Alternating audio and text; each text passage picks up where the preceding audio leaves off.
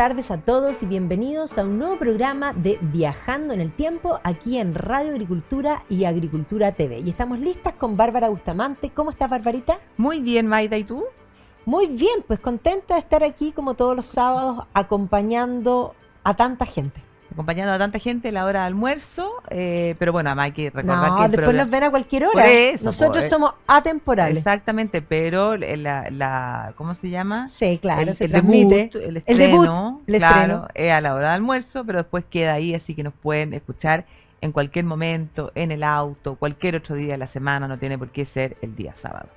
Y hoy día vamos a hablar de un tema fantástico. Te tinca que viajemos en el tiempo, vámonos a la ciudad eterna, vámonos al mundo antiguo, a esa Roma admirable. Vámonos a la ciudad eterna, la Roma admirable, la ciudad eterna. Hay tanto dicho respecto de Roma. Por una parte, la ciudad eterna, y uno se pregunta por qué eterna, que siempre ha existido y claro, siempre va a existir. Además, hace un hoyo y te salen tres claro, Romas. Po. Exactamente. El concepto de Roma, además, de la Roma, también es algo eterno. O sea, hay que pensar que han existido tres Romas, ¿ya? Después, todos los caminos llevan a Roma. Ese es otro dicho que lo dice. Se necesita una vida para conocer Roma. Claro, ¿viste? Hay tantas cosas que tienen y que tienen tanto de verdad. O sea, efectivamente todos los caminos llevan a Roma. Efectivamente Roma es la ciudad eterna.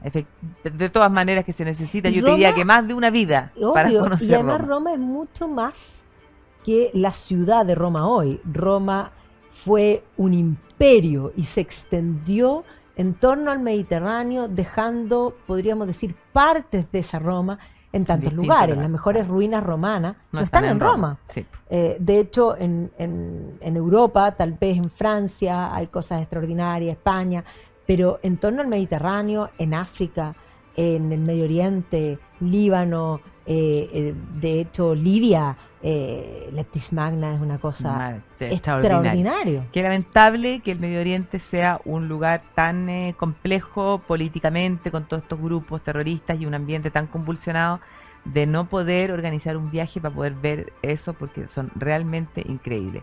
Y también no te olvides de las ruinas que hay en Croacia.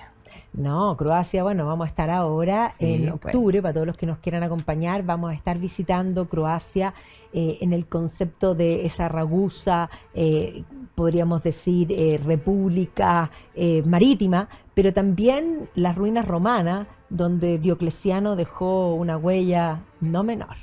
Pero hablemos de Roma, hablemos del imperio. Yo creo que lo primero que hay que decir es que el imperio romano se va a convertir en el paradigma de todos los imperios, o sea, es el ejemplo. De hecho, cualquiera que se quiera decir emperador se va a poner laureles, va a tener un águila imperial, van a buscar incluso los símbolos del poder de los cónsules, que son estos fasci, que, ojo, uno dice la palabra y suena como fascismo, claro, porque Mussolini los usa, pero los fasci están presentes hasta en el Lincoln Memorial. Exacto, claro, o sea, el símbolo del poder. Claro, o sea, después del Imperio Romano, en el fondo de que se produce la caída del Imperio Romano de Occidente, va a ser primero Carlomagno el que va a hacer renacer el ideal de imperio, ahora un emperador cristiano, pero lo coronan diciendo a Carlos Augusto, coronado por Dios, grande y pacífico, emperador de los romanos. Después que se divide ese imperio, Otón lo va a volver a hacer renacer en el Sacro Imperio Romano Germánico. O sea, posterior a él, Napoleón, como tú dices, se puso a los laureles y Napoleón quería ser... y era el imperator. Y es más, tú ves la simbología del mundo napoleónico, el águila está presente en todas partes, y no solo el águila, sino que, claro, cuando nosotros pensamos en Roma, no es el primer imperio, porque uno podría decir el mundo persa. Y efectivamente en los muebles, por ejemplo, del estilo imperio francés, digamos, los leones alados están presentes como patas de la silla. Claro. O sea, todo evoca a ese concepto, somos el imperio, pero que evidentemente se abraza de Roma. Claro, y después de Napoleón, también si uno piensa fuera del mundo occidental, lo ruso, el imperio ruso, el título de zar viene de César. Ellos además se van a proclamar como la tercera Roma. Eso también tiene que ver con ese concepto de que la Roma es eterna, ese concepto, porque la primera Roma es Roma, la segunda va a ser Constantinopla, Bizancio, la capital del imperio bizantino, y después cuando cae Constantinopla en manos de los turcos, Moscú pasa a ser la tercera Roma. Y después si uno sigue, bueno, Hitler. Mussolini, Hitler, los soviéticos, todos han aspirado precisamente a esa Roma imperial, a ese concepto que va más allá de la ciudad misma. Pero claro, nosotros tenemos que pensar cómo nace esta Roma, primero como ciudad, la fundación, se funde la realidad con el mito y tal vez el mito prevalece sobre la realidad, pero ese mito cuenta una historia que tiene una gran verdad. O sea, tenemos un doble mito fundacional, el mito de la tradición de los mellizos Rómulo y Remo, de ahí viene el nombre de la ciudad misma. Por otro lado, el mito adquirido en el tiempo por razones políticas, que es vincular esto con Troya, y Troya pasa a ser el origen de toda la mitología fundacional, no solo de Roma, sino que de Francia, de Inglaterra, o sea, todos son descendientes una del verdadera príncipe ficción. romano, Todos troyano. quieren ir a encontrar un príncipe troyano desde el cual descienden. Así es. Exactamente. Claro, y en el caso de la historia de Roma y de los orígenes de lo que va a ser posteriormente el imperio, va a ser Virgilio en la Eneida el que finalmente va a fundir esos dos mitos fundacionales. O sea, es él el que va a ir en búsqueda del héroe troyano, el príncipe troyano, que va a ser Eneas, ya que Eneas sale de Troya en compañía de su padre y de su hijo Ascanio, que hacen un largo viaje y que llegan a la zona donde posteriormente va a estar Roma. Y de la descendencia de ese Ascanio viene Rea Silvia, y Rea Silvia va a engendrar a estos dos mellizos, nada más ni nada menos que junto con el dios Marte. La guerra. Tú, el dios de la guerra. Ya tienes ahí un punto importante. Y resulta que estos dos niños van a ser en el fondo mandados a matar por su tío, pero quien tenía que asesinarlos se va a apiadar de estas dos guaguas en el fondo y las va a poner en una cestita y las va a lanzar por el río Tíber, ¿no? Salvado de las aguas, además, y ahí van a ser, claro, y ahí van a ser, en el fondo, van a encontrarse en el fondo con esta loba que los va a amamantar. La loba, hay que decir que la loba es la lupa, la luperca, y eso también significa prostituta. Por lo tanto, uno podría pensar que a lo mejor hay algo de verdad en esto y que en vez de una loba fue una prostituta. Pero la verdad es que casi imposible, claro. Pero la leyenda trata de mostrar que es una fiera, principalmente para mostrar que esas pasiones internas, humanas, de estos dos mellizos afloran de modo irracional, porque cuando nosotros pensamos en la pasión es cuando la voluntad se impone por sobre la razón, y por lo tanto, claro, en el mito fundacional hay de eso. Estos dos hermanos deciden fundar una ciudad, eligen el lugar donde están las 7 colinas, no se ponen de acuerdo en cuál colina, y por lo tanto deciden que sea los augures, en fondo el augurio, los pájaros, ¿cuántos la pájaros cantidad, de cada uno? Claro. Entonces, finalmente va a ser en el Palatino, donde se funda y se establecen las reglas, rápidamente la ley, inmediatamente, y el que cruce esta línea va a ser en el fondo reprimido, y claro, Remo va a cruzar la línea y Rómulo va a matar a Remo. Por lo tanto, esta historia tiene una gran verdad.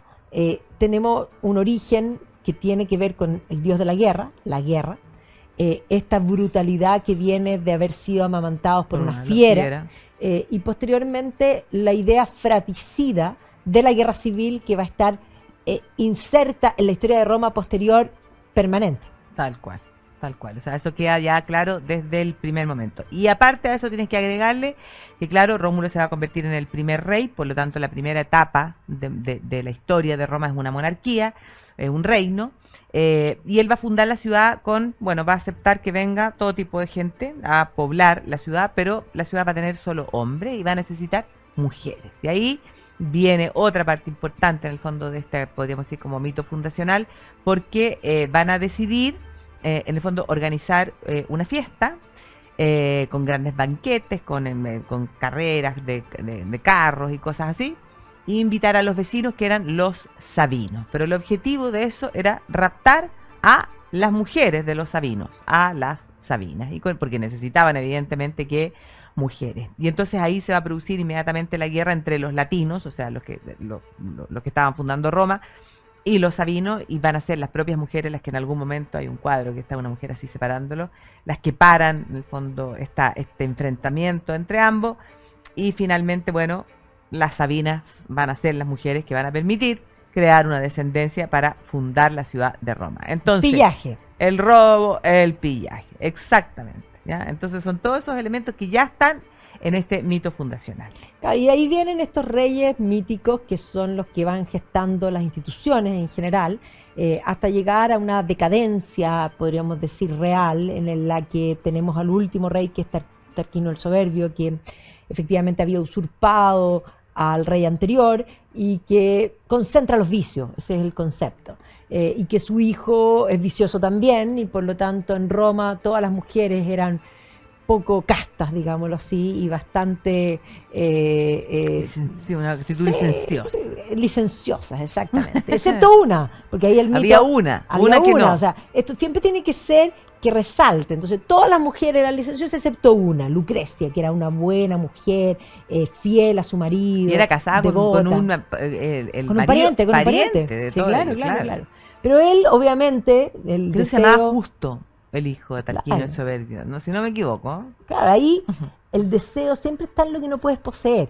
Y por lo tanto el deseo de este joven va a estar en Lucrecia, y que no solo la va a atacar, la va a violar, y ella, en desesperación por su mancha, se va a suicidar después. Entonces esto va a ser un desastre. Claro, esto va a provocar la indignación en el fondo de los romanos, y ese va a ser el momento en el que aparecen, bueno, destaca ya como personaje Brutus, que va a ser el que finalmente va a liderar este movimiento que va a poner fin a esta monarquía, y van a jurar que no van a volver a tener nunca más un rey, una persona que acumule todo el poder, y entonces a partir de ese momento, que es el 509, se inicia la República. Entonces hay que decir que, como para tenerlo claro así como en fechas, se supone que Roma es fundada por Rómulo 21 de abril del 753 a.C., ahí se inicia la monarquía hasta el año 509 a.C., y a partir del 509 viene la República Romana, que es el periodo más largo. extenso. Claro, porque va a durar hasta, bueno, el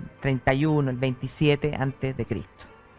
Y entonces en la República la idea es que nadie concentrara el poder, y entonces van a surgir las instituciones romanas, las instituciones del Senado, las instituciones de los cónsules.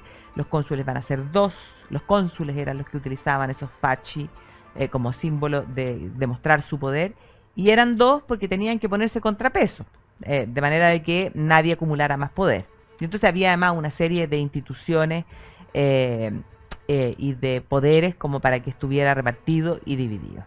Y junto con eso va a surgir el origen del derecho romano. Las 12 tablas son el inicio, que posterior a ese derecho romano se va a ir construyendo en el tiempo, y de hecho, para poder hablar del derecho romano como un todo, ya tenemos la pérdida de las provincias occidentales en el 476, pero va a ser desde el mundo oriental, Justiniano el que lo completa, pero las bases están ya en la época de la República, en estas 12 tablas que eran conocidas y, digamos, habibles para toda la gente, incluso publicadas en la calle. O sea, la gente tenía concepción de este orden, de esta ley, y de estos contrapesos que permitían que no se acumulara el poder, porque esa idea que manifiesta claramente en el siglo XX Lord Acton, que el poder corrompe, y el poder absoluto corrompe absolutamente, la tenían clarísima ya los romanos.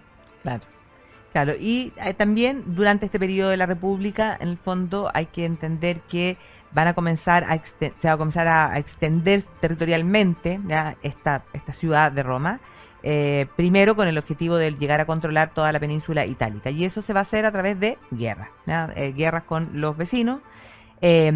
Porque hay que recordar que cuando ellos fundan la ciudad ahí, pero ahí había, bueno, hay que señalar eso, había población que ya vivía, que ya habitaba ahí, como los umbros y sobre todo como los etruscos, Sí. y entonces se va a producir una mixtura. Los etruscos eran bastante sofisticados, y por lo tanto los romanos van a ir aprendiendo de ellos también, así como sobre todo como el goce por la vida. Sí. De hecho, los etruscos son los que comían acostaditos. Claro. Yo creo que comer acostadito es bastante incómodo.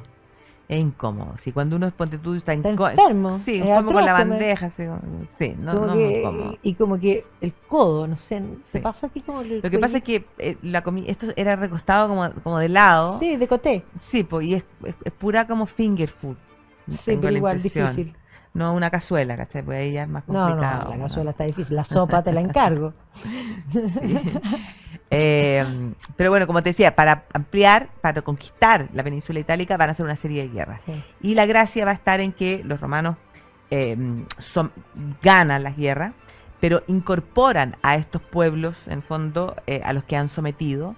eh, Y y es suman huestes, básicamente. exactamente lo que permite ampliar el ejército. Y entonces, por ejemplo, una de las historiadoras importantes y actual, ya que es la Mary Bird, dice que esa es la clave, que de otra manera, si no hubiera sido incorporando a los pueblos que sometían, no habría sido posible, en el fondo, para estos romanos llegar a conquistar primero toda la península itálica y de ahí seguir extendiéndose. Claro, y desde la ciudad de Roma van a ser estos caudillos que van a empezar a tener ejércitos, y aquí en particular, si uno va a los museos vaticanos, uno se encuentra con la tumba de Escipión Barbado, que ya es la primera tumba que tiene como un currículum vitae. Me mata la risa porque los romanos ponen no solo el nombre, sino que yo aquí yace X, Lucio, whatever, ¿ya? ¿Qué hizo y qué hizo? O sea, todo lo que Claro. hizo. Y Escipión Barbado dice que él fue, en el fondo, hacia la península itálica y que conquistó y que dominó, ¿ya? Y esta, en la medida que avanzan hacia la península itálica, se van a encontrar con la parte sur que estaba dominado por el mundo griego. Pero vamos a una pausa y volvemos.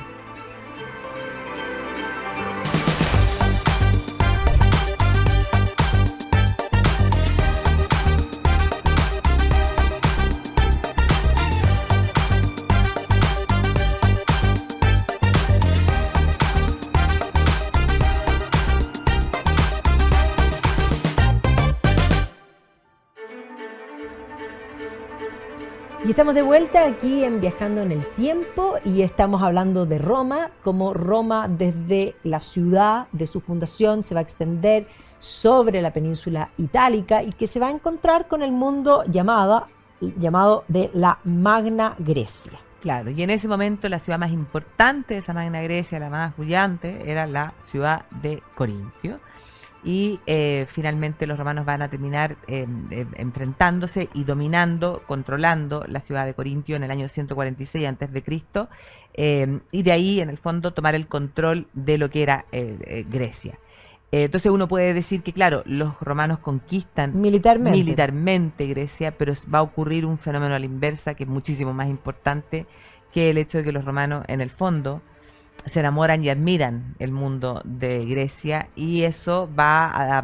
entonces uno podría decir que culturalmente son los griegos los que... o podríamos decir que los romanos conquistan, deciden hacerse griegos. Claro, conquistan a los romanos, que los romanos decían hacerse griegos, y además los romanos eran prácticos, y por lo tanto si los griegos ya habían pensado, si los ¿Para griegos qué? ya tenían, ¿para qué volverlo a pensar? Y entonces asimilaron toda esa cultura, lo que hace que se sofistiquen más aún, y eso es lo que permite que uno, y esa es la razón por la que decimos cultura greco-romana, o sea, la unión de esos dos elementos. Pero un punto importantísimo de este avance sobre la Grecia Magna va a ser precisamente Sicilia, porque Sicilia, como diría Goethe, es la clave de todo. Todo ¿ya? explica. Y efectivamente no podemos pensar en el concepto de imperio sin esa conquista que evidentemente la entrada de Roma va a implicar. Pensemos en Siracusa, Ortilla, defendida por el propio Arquímedes, que ahora está tan de moda por la última entrega de Indiana Jones, pero efectivamente la entrada de Roma en Sicilia va a implicar un conflicto con el otro dominante, La gran potencia. que era Cartago, y Cartago tenía no solo Cartago mismo en la punta, digamos, al frente de África, sino que Cartago tenía presencia en lo que es Hispania, y por lo tanto las guerras púnicas contra Cartago, que son dos, efectivamente van a hacer que Roma se extienda y que se amplíe hacia ese concepto tan esencial para pensar en Roma como un todo, como imperio incluso después, pero antes del imperio, estamos hablando de la República, en ese Mare Nostrum, Sí, esa carretera exacto. comercial esencial. Claro, esencial, sí. Me quedé pensando cuando tú dijiste la frase de Goethe de que Sicilia lo explica todo.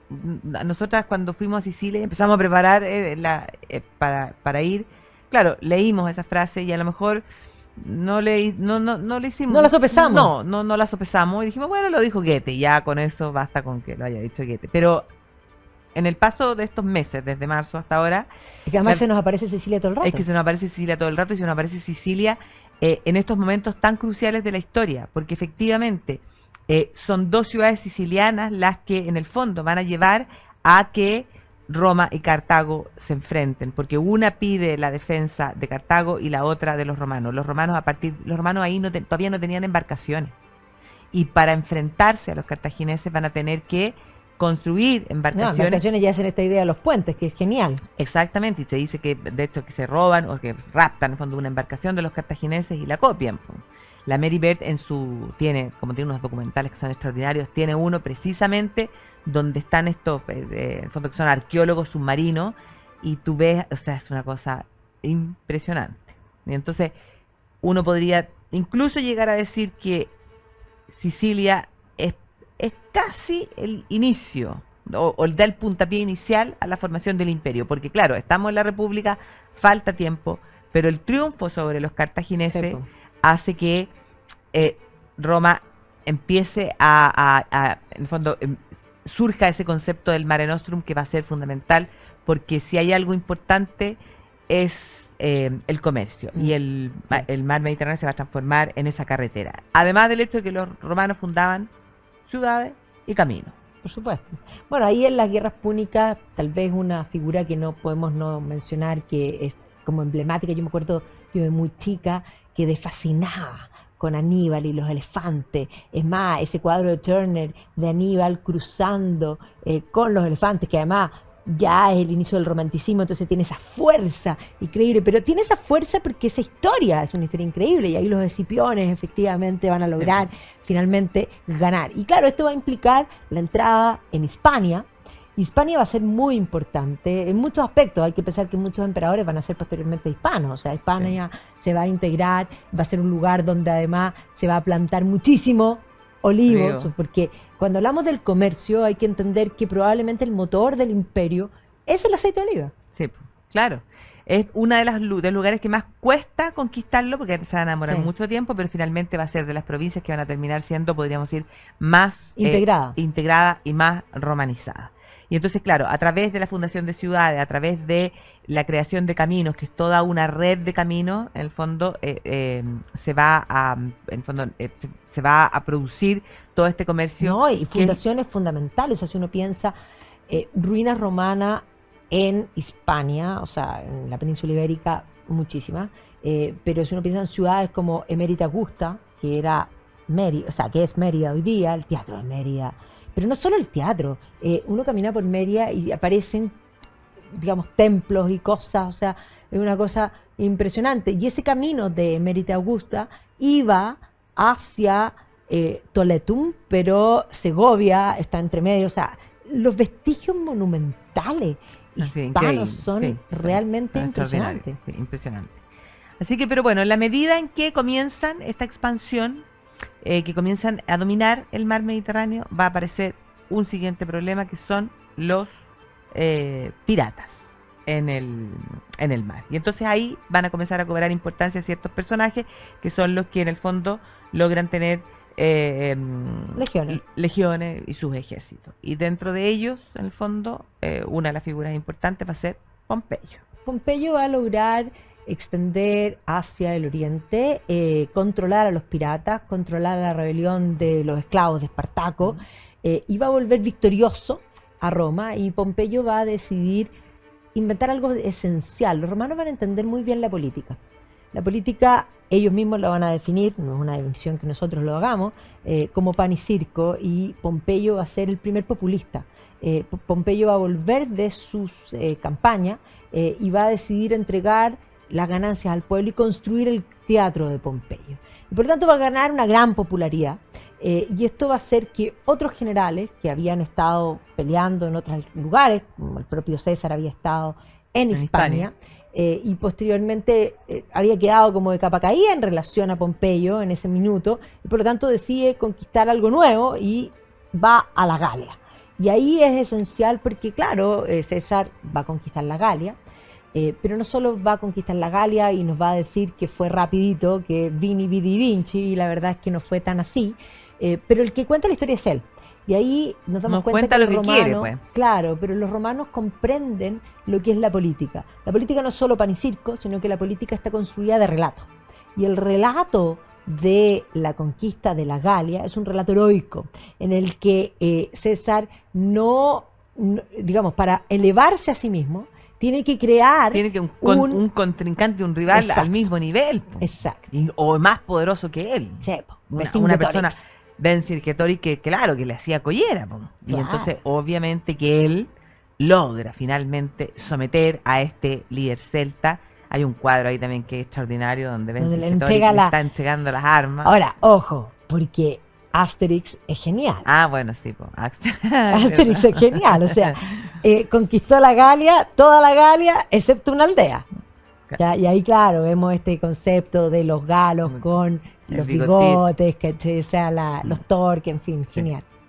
Genial, así que bueno, y ahí empieza a tambalear la República, pues, porque ya empezamos a tener estos personajes que están acumulando poder, que quieren más poder y que van a finalmente terminar enfrentándose. El germen de la guerra civil. El germen de la guerra civil. Y entonces se va a formar un triunvirato con Craso, Julio César y Pompeyo. Pompeyo se casa con la hija de Julio César, y eso hace que estén emparentados y por lo tanto no entren en guerra civil porque bueno, son parientes. Y deciden como zonas de influencia. El problema va a ser que bueno, Craso muere Julia y por lo tanto ya dejan de ser suegro y yerno y se enfrentan. Y ese va a ser el momento en el que Julio César decide cruzar el Rubicón, y habría dicho esa frase: alea e acta est, la Sí, suerte, la suerte, los dados están echada. echados.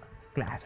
Y ahí entonces decide entrar en la península itálica y en el fondo se inicia Y acumula poder, si ese es el Claro. tema, acumula el poder, esto de los contrapesos que se habían establecido, se van a ir perdiendo, y evidentemente era un momento en que probablemente muchos consideran que César tenía razón de cómo ordenar este lugar, pero otros temían esta acumulación del poder, recordando esa promesa de la República de que no hubiese más rey, y esta acumulación de poder avanzaba hacia eso, y esa es la razón del por qué el Senado, para salvar la República, ese es el concepto, deciden asesinar a César así, en el Largo Argentina, en el largo Argentina, que porque hoy día en ese minuto el Senado no no estaba estaba. sesionando en el foro, sino que estaba sesionando en el Largo Argentina. Entonces, en el Largo Argentina, que claro, cuando uno camina por la ciudad de Roma, Roma es desordenada.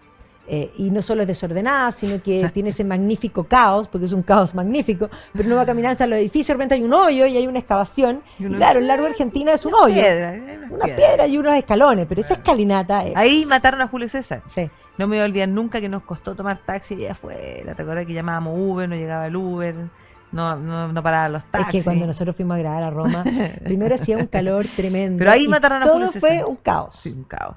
Nos costó mucho. Y si lo hacíamos, lo que teníamos que hacer después, si caminábamos, eran 2 horas y cuarto a 38 grados Celsius. O sea, había que No, encontrar un y taxi. con las cámaras. Oh, no. Bueno, que nosotros no arrastrábamos la No. cámara. Saludos a Luis Enrique Pero Besa, fue al lado que del la lugar. sufrió. Pero fue al lado del lugar donde mataron a Julio César. No Exactamente. lo voy a olvidar jamás. Sí. Así que bueno, claro, cuando se produce el asesinato de Julio César, aparece entonces la figura de quien era su sobrino nieto, ¿ya? No era el legítimo Solo sucesor. era de la dinastía Julia. Claro. Y entonces ahí nos comienza a aparecer la figura de quien se va a convertir en César Augusto. Este Claro, jovencito ahora muy lo inteligente. lógico era para muchos que el sucesor natural de César era Marco Marco Antonio. Antonio. De hecho, hace el gran discurso en el funeral de César y eso lo catapultaba para eso. Por lo mismo, y debido al peligro de la República, el propio Cicerón va a arremeter en contra de Marco Antonio y apoyando a este joven, pensando que el joven, la verdad es que lo Va a ser controlamos en 5 manipulable, minutos. lo vamos a hacer lo que queramos. Pero no va a ser así, se hace un nuevo triunvirato, que finalmente Lepio queda afuera, pero se va a enfrentar nuevamente a la guerra civil entre Octavio y Marco Antonio. Y aquí, claro, el drama de Marco Antonio va a ser el Oriente, y en particular no solo el Oriente, sino que enamorarse y caer, perder la razón por Cleopatra. Si eso, Cleopatra había sido amante de Julio César, había tenido un hijo con Julio César, y por lo tanto era tomar la amante de Julio César, era parte de eso, pero Y a Cesarión también lo matan, ¿cierto? ¿Al hijo? ¿Al hijo después? Sí, creo que sí. Sí, creo que sí. Por el peligro de que no se transformara él en el... Claro, creo que Bueno, no existe el rey depuesto. sí. No, pues, claro. Eso es parte. Pero evidentemente esta guerra va a terminar finalmente entre Octaviano y Marco Antonio y se va a resolver en la batalla de Accio. Pero más allá de eso, Octaviano va a ser muy hábil. Porque antes de eso, mientras Marco Antonio estaba en el Oriente, esta gente no tenía WhatsApp, esta gente no viajaba rápido. Entonces, No, po, estaba en el Oriente. ¿Qué hace Octaviano? Comienza a construir su tumba. genial. Entonces, lo que le está Extraordinario. diciendo a la gente es, yo me voy a quedar aquí. Mientras él está en el oriente, Mientras yo estoy aquí, Yo estoy aquí. yo no me voy a mover de aquí, yo voy a morir aquí. Exacto. Y por Pero eso me no construye solo un mausoleo. construye su tumba, sino que construye la tumba al final de los Campos Marcio. El Campos Marcio era, hoy día es parte de la ciudad, hay construcciones, pero esto era campo. Y por lo tanto las tropas pasaban por aquí. Y en el camino, entonces construye su tumba, y al otro lado del camino de los Campos Marcio comienza a construir un templo, que no es un templo, porque todos los, incluso César antes, construía templos en honor a un dios, diciendo a la gente, este dios está conmigo. Él construye un templo que es para todos los dioses. Entonces el relato es, yo me voy a quedar aquí, todos los dioses están conmigo, y en el camino entre medio del panteón y su tumba, construye un pequeño templo que es no es un templo, Un es un altar. templo curioso, es un altar, es un templo abierto, con una llama permanente, que es el Arapachis. Y construye un concepto, yo traje la paz. Claro. Entonces, hace un relato completo, porque aquí es bien importante, porque este relato, que se ve en la ciudad, en la arquitectura, va a tener que ver con los dos amigos que tiene Agripa y Agripa Mecena. y Mecena. El panteón se llama el Panteón de Agripa. Agripa era el brazo armado. Y Mecena, como dice su nombre, o sea, el día de hoy, Claro, uno quien que- apoya el claro. arte es un mecena. Mecena entiende que el relato es más importante que el dato. Y le dice a ¿Cómo Augusto, contar el relato? Bueno, apoyar el arte. apoyar el arte, hacer construcciones, que se vean, pero además apoyar el relato. Le dice, apoya y apoyemos a Virgilio. Y Virgilio escribe la Eneida, y en la Eneida, en el fondo, es donde fusiona esos dos mitos fundacionales y nos cuenta esta historia, en el fondo, de esta grandeza. Y No me digas. No te digo Volvemos nada. precisamente con ese punto de vuelta de comercial.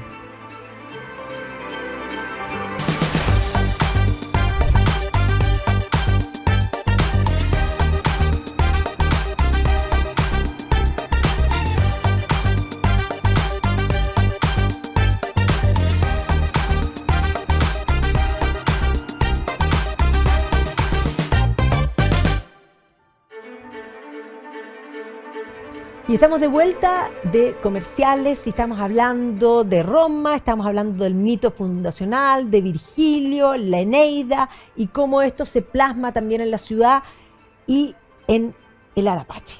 claro, porque el Arapachis es un poema en mármol. O sea, es el poema de la Eneida en mármol, porque cuando uno hoy día hay un museo, no está en el lugar original, fue traído de hecho por Mussolini, que también se quiso vestir con las Usarlo grandezas políticamente. de Augusto, y uno se enfrenta a él y está, por un lado, ¿ya? Aparece claramente la loba, Rómulo y Remo, ¿ya? Y al otro lado aparece claramente Ascanio con su padre Anquise, y Eneas, ¿ya? Eneas con su padre Anquise y Ascanio, que en el fondo de ahí viene Rea Silva, y entonces No, y además, la vinculación la idea de los dos mitos. fundado por extranjeros.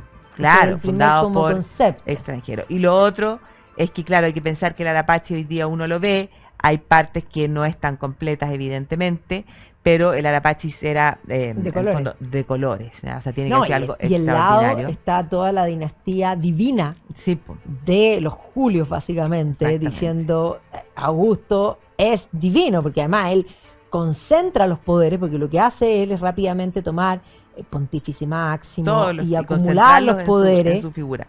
Claro, y entonces el Arapachis es, en el fondo, como decíamos, esta especie como de poema en piedra que es una alabanza a la figura de Octavio, y a la gloria que para Roma se abre con él. Porque este altar de la paz no es un altar a la paz, es decir, a la ausencia de guerra, sino que simplemente, o más bien, a la pacificación que se produce producto de las guerras. Sí, pues, con las tropas. Claro, Lo que cohesiona al imperio son las legiones. claro, claro. Entonces es un relato realmente extraordinario. O sea, Augusto es un personaje. No, y de hecho es bien increíble porque yo siempre digo, cuando enseño historia del arte, el arte griego es un arte ideal, el perfil griego son todos iguales, básicamente. Claro. ¿Ya? En cambio el arte romano es un realista. arte realista y uno puede ver en las distintas fisonomías y uno puede reconocer los distintos emperadores. De hecho, circulan por Instagram estas recreaciones con inteligencia artificial de cómo habrían sido. Tú lo puedes hacer con la escultura romana por el realismo que tiene. Todos son muy reales, el feo es muy feo. ¿Ya? El gordo es gordo, el flaco, el arrugado es arrugado. Y Antonino Pío. Antonino Pío es fabuloso, pero es decir, el más buen mozo de los emperadores. Pero Octaviano, Augusto, es siempre igual, porque él es el que establece, no solo acumula los poderes, sino que establece esta idea de deificar al emperador. Y claro, Siempre el joven. concepto de Dios no envejece. No. Y él tampoco, él no envejece, tampoco. siempre está siempre joven, Él espléndido. tenía la suerte que no había Instagram, No, había no publicaciones, fotografía, nadie lo vio. claro. Nadie lo envejecer. vio envejecer, No, se convierte en un claro, mito nadie le viviente. vio aparecer las canas, las pares de gallo, la arruga, la bolsa, nada de eso. No, nada, Nada. excepto Sí. Livia. Claro.